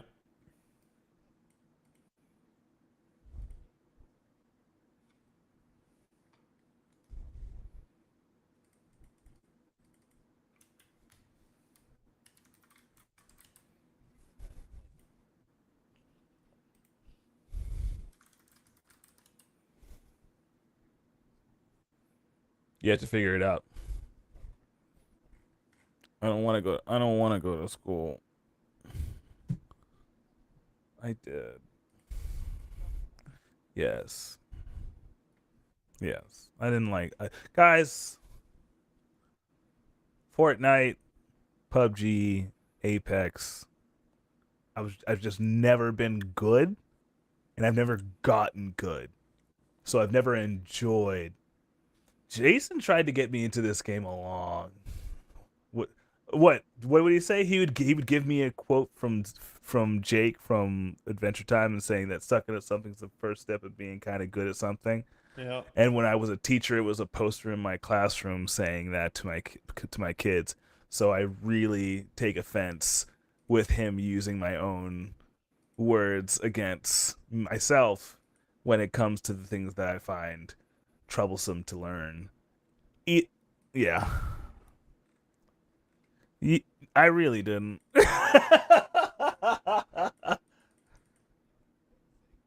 I did okay. That's true. I did That's okay. true. I did okay. Yeah. Dude, Let's Magic go. rocks, man. Magic is so Magic good. is We were super playing fun. a game earlier and Magic was wrecking.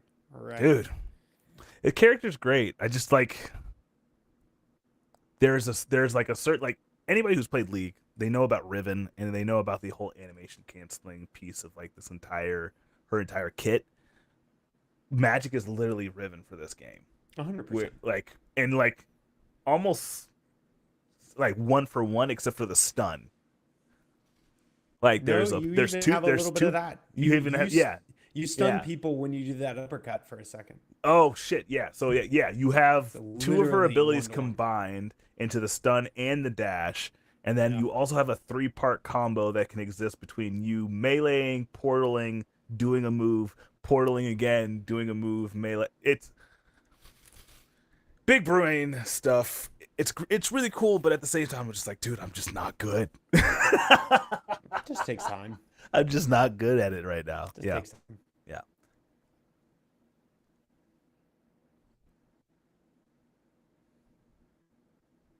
Yeah. Hmm.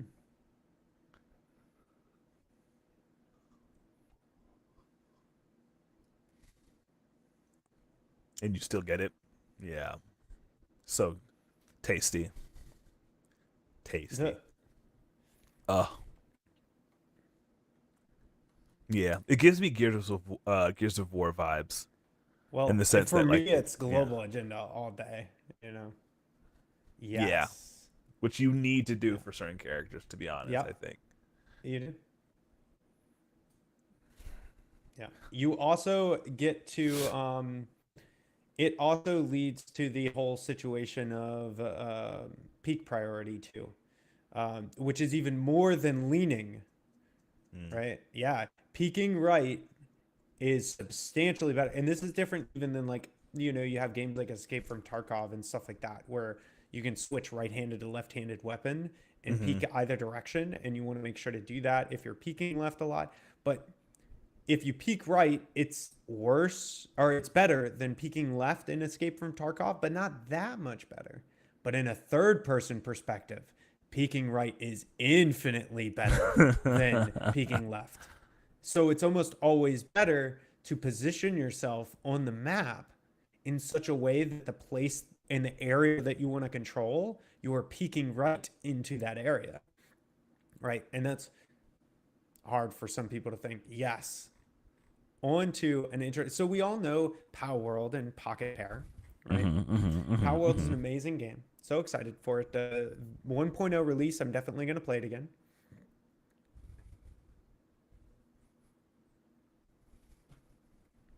A ball. Incredible. A ball. Yeah. But they should have the ball, honestly. Yeah. So Pocket Pair obviously has been hit by, all kinds of nonsense from Nintendo and all kinds of bullshit. Right? Nintendo. Yeah. And so Pocket Pair needs to make money. And did they know what to do. Pocket Pair just announced that they are releasing a Pal World adjacent game called Pal Heart World. Oh, More no. than just pals. No!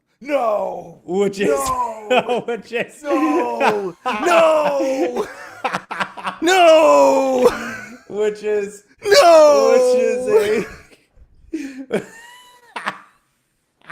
which is a smut VN where you get to fall in love with all of your favorite pals from Pal World.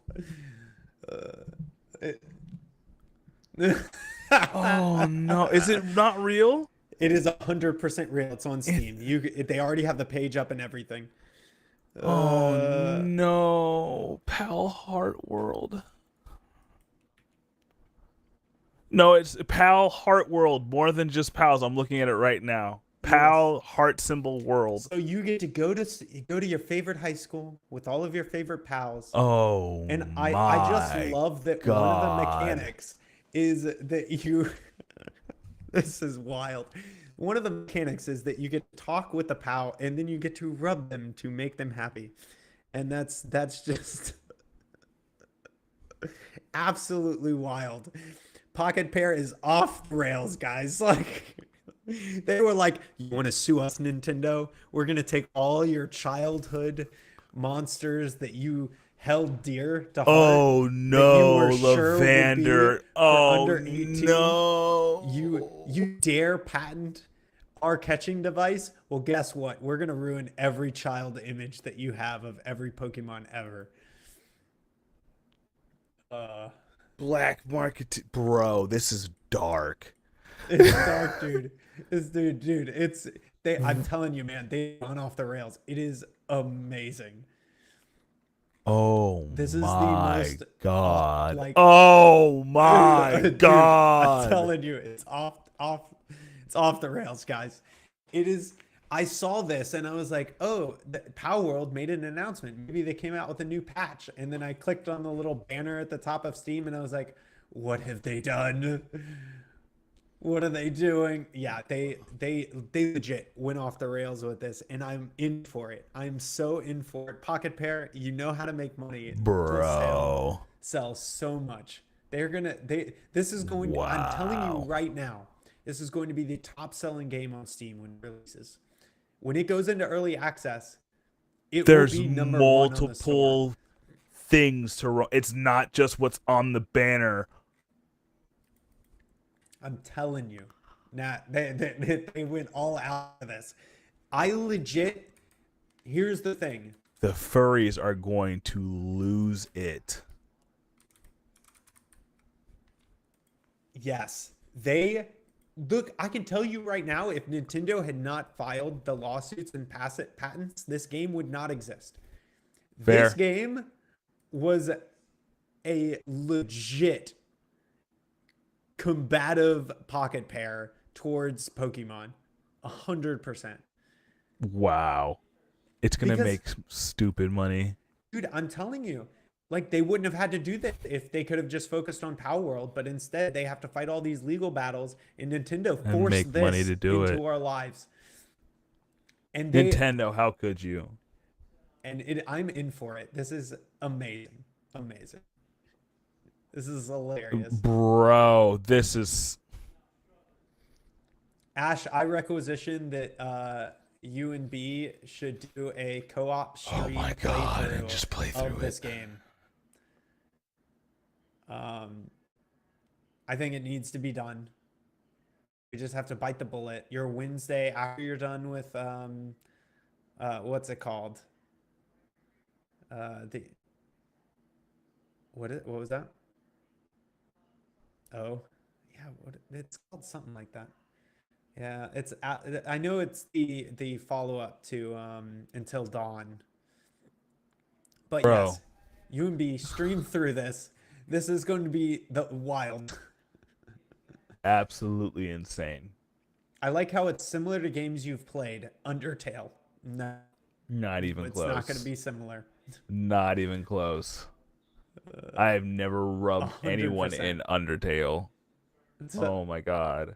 do you see this? And Well- just watching this video, it's the quarry. That's it. Yes, The quarry. Quarry. That's a scary game. Okay. Yeah. Well, good for them. Well, my more than just pals.